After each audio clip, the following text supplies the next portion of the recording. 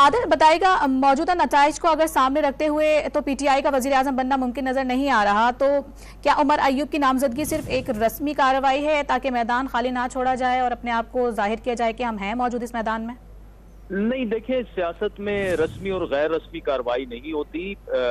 सबको पता है कि इस वक्त मेजॉरिटी जो है वो पीटीआई बैक्ड इंडिपेंडेंट कैंडिडेट्स की है कौमी असेंबली में,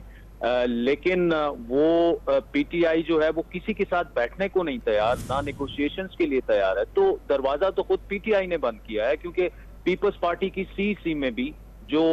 फैसला हुआ था वो ये था कि पहले पीटीआई से बात की जाए, लेकिन खान साहब की एक स्टेटमेंट सामने आ गई कि जिन्ना जी ना पीपल्स पार्टी के साथ हुकूमत बनाएंगे ना नून लीग के साथ हुकूमत बनाएंगे। तो आज भी अगर पीटीआई ये फैसला करती है कि जी पीपल्स पार्टी के साथ बैठकर हम हुकूमत बनाने के लिए तैयार हैं, तो मेरे ख्याल में पीपल्स पार्टी जो है वो प्रेफर करेगी कि कैबिनेट में ना शामिल हो, लेकिन वो जिस तरह पीएमएलएन को उन्होंने बैकअप किया है तो वो बैकअप करने के लिए तैयार होंगे। लेकिन मैं ये नहीं कहूंगा कि ये सिर्फ रस्मी कार्रवाई है, बात उस तरफ जा सकती है अगर तहरीक इंसाफ खुद चाहे। और दूसरा देखें, अहम मामला ये है कि ये सिर्फ आप उमर अयूब की जो एक्सीलेंट एक चॉइस सामने आई है उससे पीटीआई ने सिंपल एक पैगाम दिया है, जो कि अली अमीन को नामजद करने के बाद एक मामला ये था कि कन्फ्रंटेशन की तरफ जाना चाहती है पीटीआई, लेकिन उमर अयूब की चॉइस जो है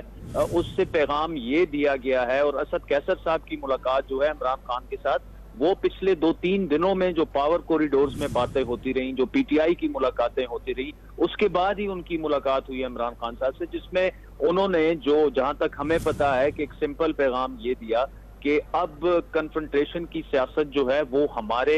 जो पार्लियामेंटेरियंस हैं वो भी मजीद अफोर्ड नहीं कर सकते, तो बेहतर ये होगा कि हम रास्ता तलाश करें। और इस वक्त जो मुल्क में एक बहरान की सी कैफियत पैदा हो गई है, वो हमारे लिए भी नहीं ठीक, पाकिस्तान के लिए भी नहीं ठीक, सियासत के लिए भी नहीं ठीक, तो आगे का रास्ता तलाश किया जाए। और इसमें जो एक और अहम फैसला अभी होना है,